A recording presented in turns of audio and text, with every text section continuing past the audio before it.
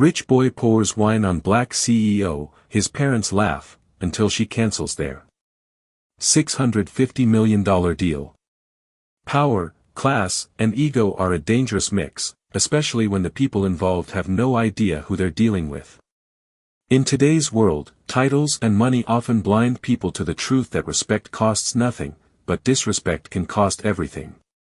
This story is a perfect example. It shows how quickly things can turn upside down when arrogance meets the wrong target, or rather, the right one.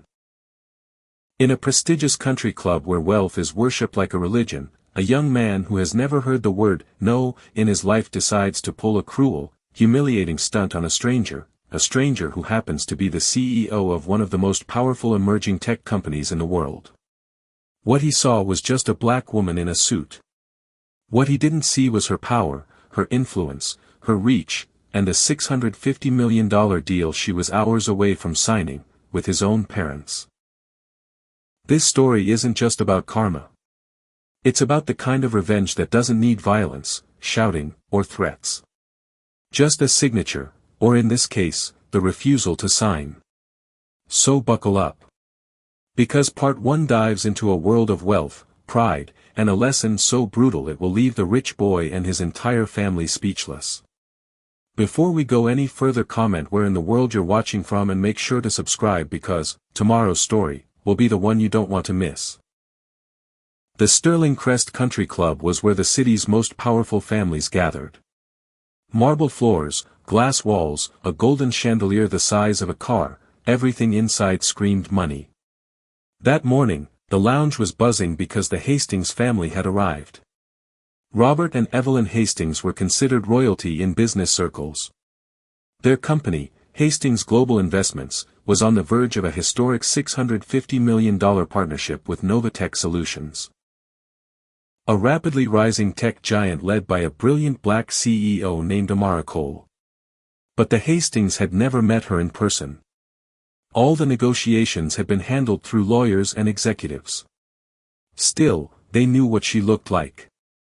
They just didn't know she would be at the club that morning. Their son, Chase Hastings, was 24, arrogant, handsome, and dangerously spoiled. He walked like the world belonged to him because, in his eyes, it did. Every waiter bowed to him, every girl drooled over him, every adult defended him. And today, he was bored and looking for entertainment. At 10:15 a.m., Amara Cole walked into the lounge silently. A tall woman with smooth brown skin, her hair in a neat bun, wearing a charcoal suit sharper than a knife. She carried a slim leather folder, papers for the final signature of the $650 million deal. She was early. She preferred observing people before they saw her. She sat alone near the window. Chase, who had been lounging at the bar with a glass of expensive Bordeaux, noticed her. His eyes narrowed, not with interest, but irritation. "Who let her in here?" he muttered loudly. His friend snickered. He strutted over, wine glass in hand. "Hey, you can't sit here," Chase said, blocking the light with his body. "This section's for members." Amara looked up calmly. "I'm meeting someone here." "Not my problem," Chase smirked. "Take a seat outside. Staff usually wait there." His friends burst out laughing. Amara remained silent. She had met men like him 1,000 times. But Chase wasn't satisfied. He wanted a reaction. He stepped closer, tipping his wine glass back and forth carelessly. "You know what?" he said. "Let me help you move." And with one arrogant flick of his wrist, he poured the full glass of red wine down her suit. The room gasped. A perfect, deep red stain spread across her jacket and white blouse. Chase laughed. His friends laughed. Even his parents, sitting across the lounge with champagne, chuckled at their son's mischief. Amara slowly rose from her seat. Her posture was straight. Her breathing calm. Not a trace of anger on her face, just a chilling, controlled silence. Chase smirked. "Relax. Buy a new suit. Or ask your boss to raise your salary." Oh wait. And he laughed again. But before Amara could speak, the club manager rushed in, shaking in panic. Ms. Cole. I am so sorry. Chase's smile froze. Ms. Cole. As in. The Novatech CEO. Robert and Evelyn Hastings stood up instantly. Ms. Cole. Evelyn said, her voice cracking. As in, the deal, Ms. Cole. Chase blinked, the color draining from his face. But Amara didn't look at him. She calmly picked up her leather folder, now stained at the edges. Robert approached quickly, fake smile plastered on. This is all a misunderstanding, he said. Our son was just joking. Amara looked at him with the cold professionalism of a woman who had already judged and sentenced him. A joke, she repeated softly. It was harmless, Evelyn added desperately. We'll compensate you for the clothes.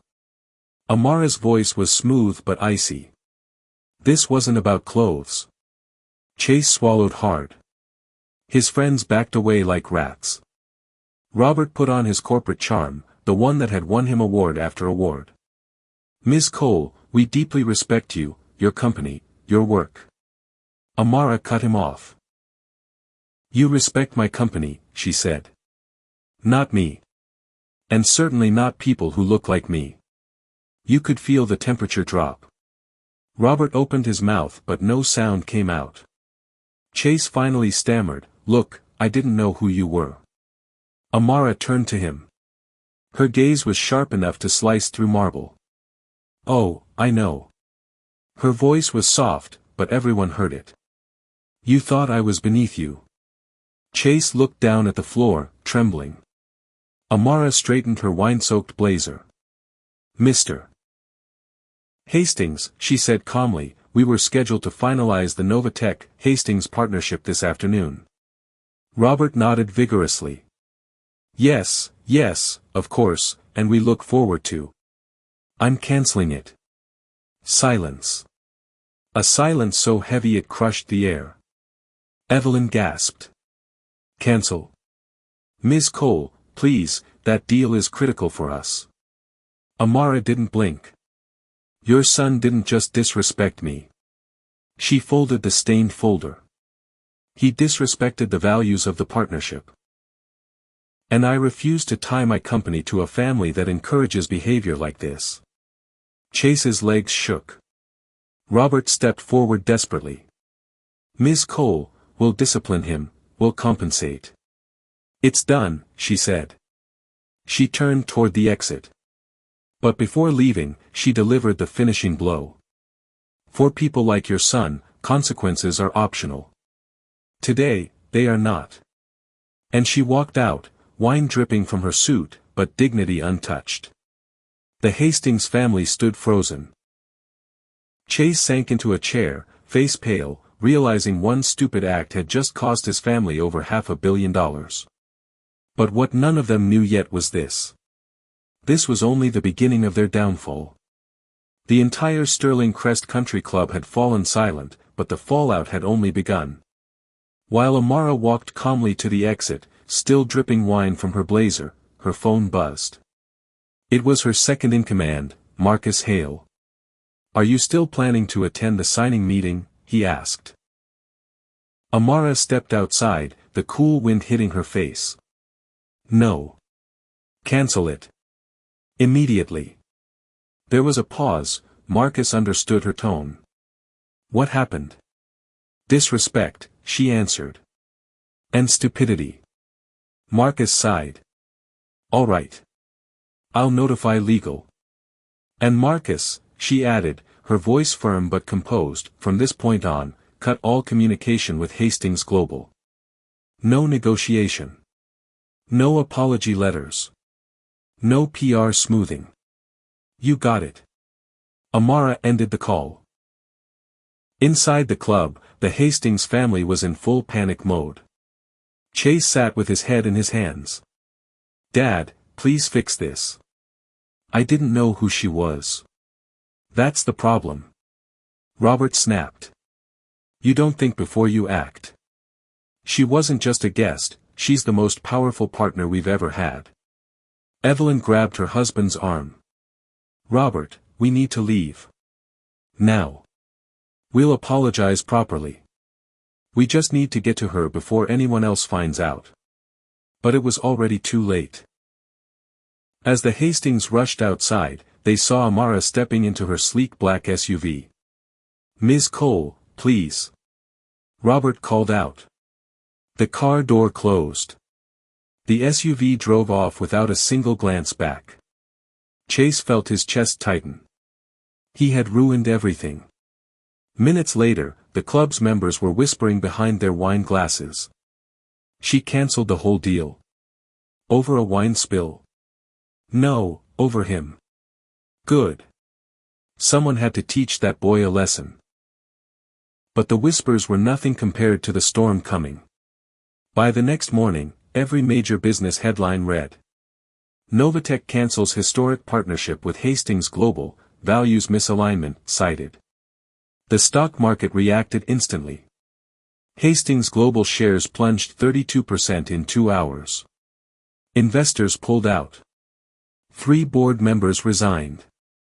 Reporters swarmed the Hastings mansion. Robert tried to issue a stabilizing public statement, but panic was already spreading. Chase watched everything unfold from his bedroom. His phone buzzed non-stop, texts from friends, journalists, and people mocking him online. He opened social media to find himself trending. #WineBoy. #Hastings disaster. #Don't mess with him. Clips of him pouring wine on Amara, caught by a club security camera, were everywhere. His life of arrogance had finally caught up to him. And he couldn't run from it. Robert walked into the Hastings Global headquarters with sweat on his forehead.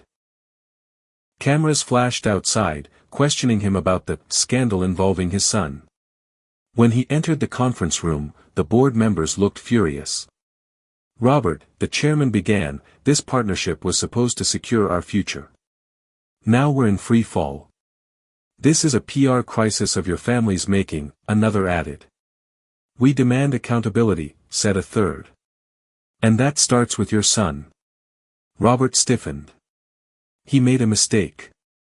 Mistake? The chairman cut in. He humiliated a major partner. On camera. And your family laughed. Robert swallowed. What are you suggesting? The chairman leaned forward. We want your son removed from all company privileges. No future leadership. No trust fund access until further notice. Robert's jaw clenched. This meant Chase's future inheritance was gone. But it got worse. Additionally, the chairman continued, we need a public apology, from your son, to minimize the damage. Robert nodded painfully. Understood. But Chase would not take it well.